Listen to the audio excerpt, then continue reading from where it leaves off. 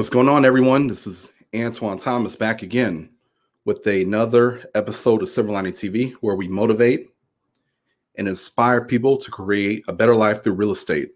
And I am excited about this one because I'm going to be talking to all of the real estate professionals, real estate advisors that are out there, whether it's in our market, the one that I'm currently in, or around the world. I think this could be some practical guidelines, some tips that you can do, some disciplines that you can apply to your business, and it will help you thrive in real estate. So the topic is how to thrive in real estate.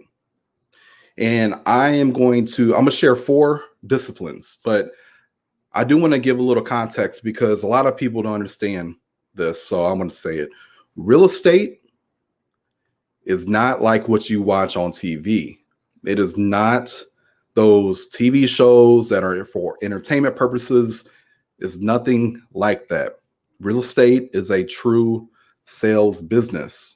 As an agent, coming from an agent's perspective, you are opening up a business similar to how if you were to open up a donut shop or a shoe store or a clothing store, you are now the business person. And you got to now find people who would trust you enough to use you as their representation. The hardest part, or I would say the biggest thing that people deal with, is they're not trained in the real estate course as they're getting their license. They're not trained on how to generate business to keep their doors open, AKA to continue to close deals and help families. A lot of people aren't, and that's just the way it is. So we have great people out there, including myself, who is willing to share some information that you can put to work in hopes that it will help you. But the truth is only 80 to 82% of the agents that get into real estate, only 80 to 82% of them, 80 to 82% of them actually drop out of the business within the first 2 years. That's crazy. All right, so let's get into it. 4 disciplines that you can do to help you thrive in real estate. First one is going to be determine your outcome. You got to determine your outcome. What do you want to accomplish? What do you want to accomplish? You got to take time to figure that out. You can't just go gung-ho when you get into the business, or whether you've been in the business for 5 years. When the new year starts, you can't just go gung-ho and think you're going to get your desired results.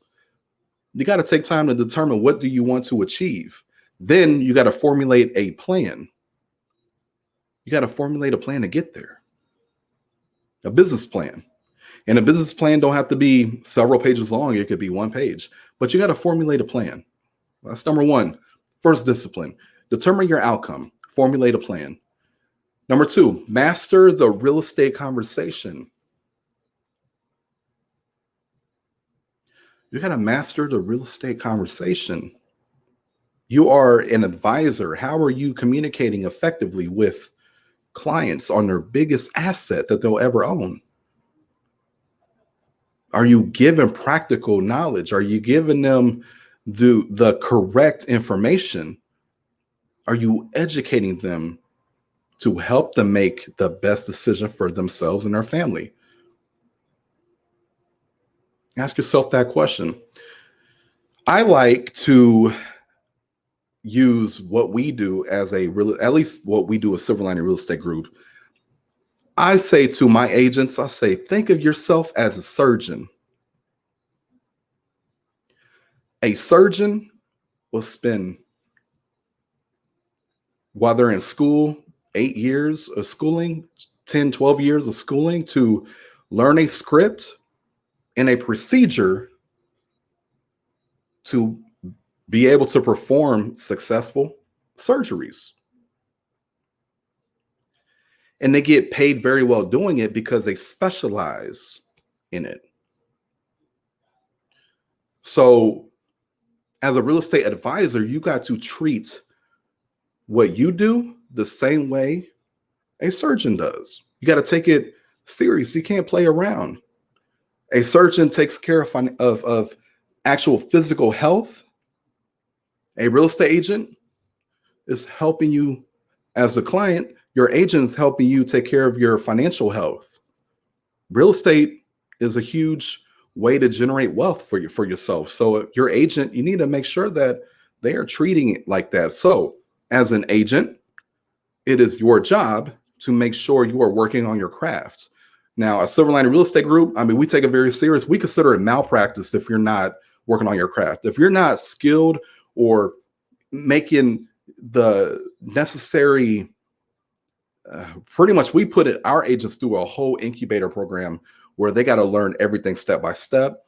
That way we're not putting people out there to mess up, because you can't make mistakes in this type of business. You could really hurt people's financial situations. So you got to take it serious. So master the real estate conversation. That's number 2.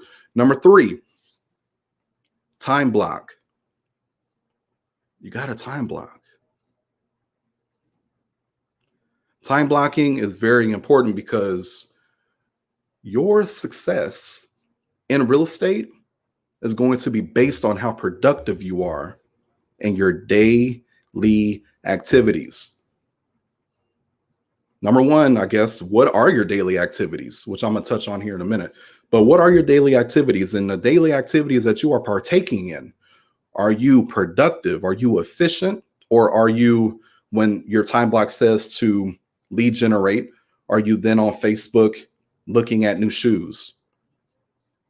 Yeah, I know Facebook has ads, that the Shoe Carnival ad of the new Nikes. Are you on there looking at the new Nikes? Or are you partaking in lead generating activities that is going to give you a high ROT, which is return on time? So time block, you got to put all your activities in your schedule. Every activity, your daily activities, you got to put it in your schedule.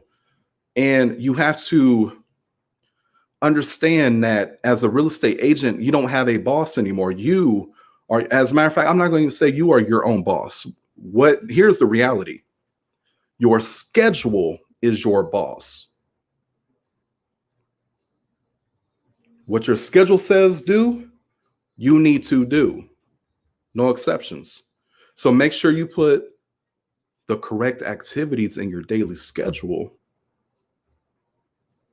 and make sure you follow that. I like to ask this question.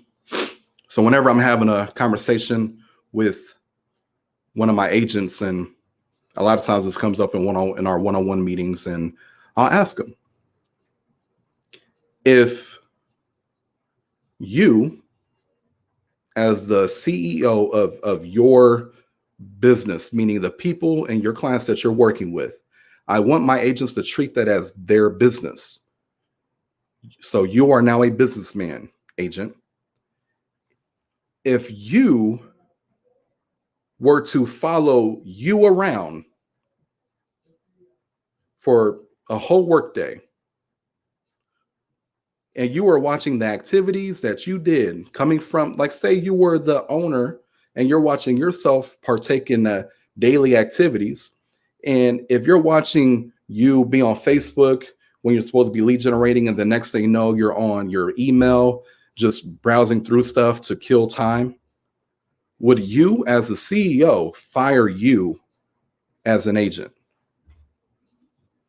Because typically people get fired by being unproductive, not following a process, not bringing revenue to the company.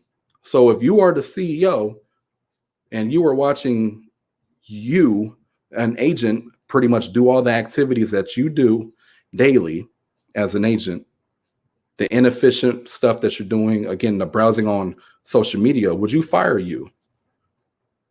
And a lot of times when I ask that question, I get a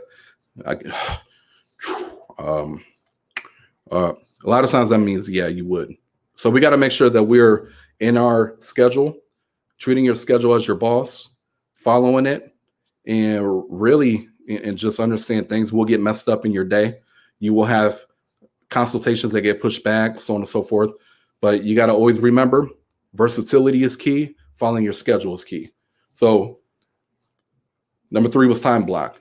And be sure that your activities are money-making activities. At least 80% of the things you do daily are money-making activities. Number 4, structure and accountability. Structure and accountability. We as human beings, we allow the drunk monkey to...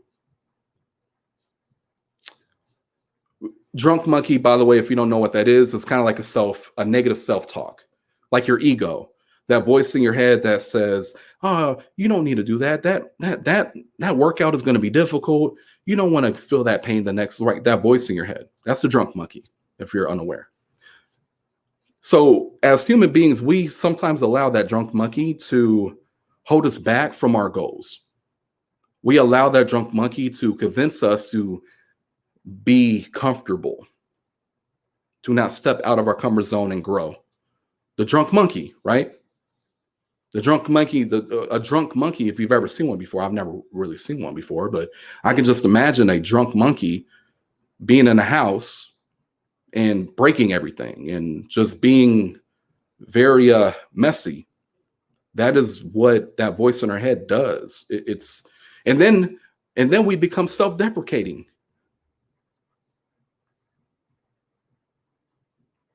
We self-deprecate. So you got to understand that the structure and the accountability, your support, is going to help you in times when your negative self-talk would lead you astray. And that support team, that accountability can help you get back on the right track. When you're in a negative self-talk, when you have a negative mindset, when you have a great support team around you, they'll get you back on track for sure.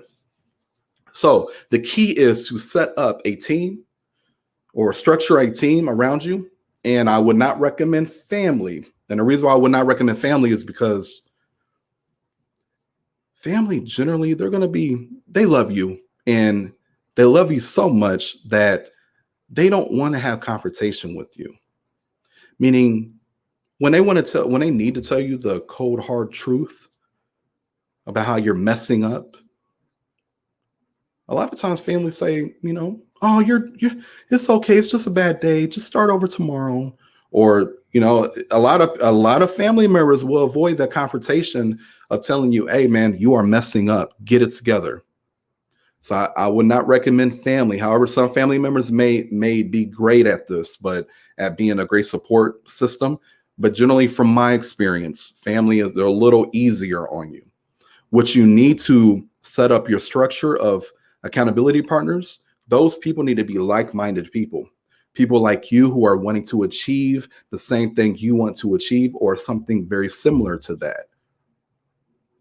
People who, based on your conversations, maybe you got to vet them, but based on your conversations with them, maybe based on their success, you can see that they have the principles that you can relate to. Maybe they're similar to yours. They have the same values. They're on the same path as you. Find those people, surround yourself around those people, because they'll make sure you're in the right perspective, that you are always in a positive state of mind.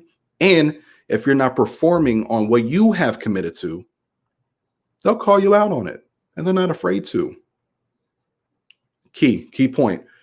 So I'm going to review the 4, you can call them principles, but the 4 disciplines that you need to make sure that you thrive in real estate. Again, so number 1 is going to be determine your outcome. It's number 1. Number 2, master the real estate conversation. You compare yourself to a surgeon. You are that powerful in what you do. Master the conversation so you can communicate effectively. Time block. Have a schedule. Put all your activities in there. Again, they need to be money-making activities. As an agent, that is how you get paid. And then structure and accountability. Those are the 4. So I'm going to leave you with one of my favorite quotes, and it is, "Untamed emotion is the enemy of performance."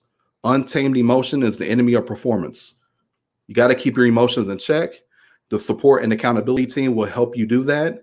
And by being clear on your outcome, making sure that you are confident in your skill set because you work on your craft every day, and then partaking or executing the activities that are in your time block, in your schedule. By doing all those things, you will always stay in a positive mindset. Ultimately, you'll have your moments throughout the day, but when you have success behind you, because you have this next step was success. Now you step higher and you keep winning. You just grow powerful. And here's the key before I close. Confidence and commissions go hand in hand.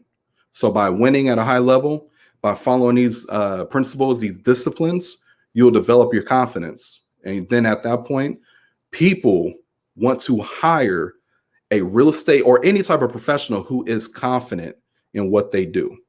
So I'm gonna close there. I hope this was valuable. If you have any questions, reach out to us. We are always here to help. We are currently looking for great real estate agents, whether you are currently in the business or you are wanting to join the industry. We would love to have a conversation with you. We are currently hiring. So we would love to just have a conversation, see if maybe it will be a good fit and how we can help you sell over 40 homes a year, which every agent on our team, we're averaging about 40 homes per agent on our team. So we got 6-figure earners on our team, people who are doing very well based on what the processes, the systems, the leadership, the accountability, the leads, and everything that we provide. They're able to really thrive in real estate, no matter what the market is. Through COVID, our current market, 2019, 2018, 2017, it doesn't matter. This works no matter the market you are in. So again, we will let have a conversation with you. I will close it with our motto. Our goal is to help you reach yours. Until next time, you guys be safe out there and take care.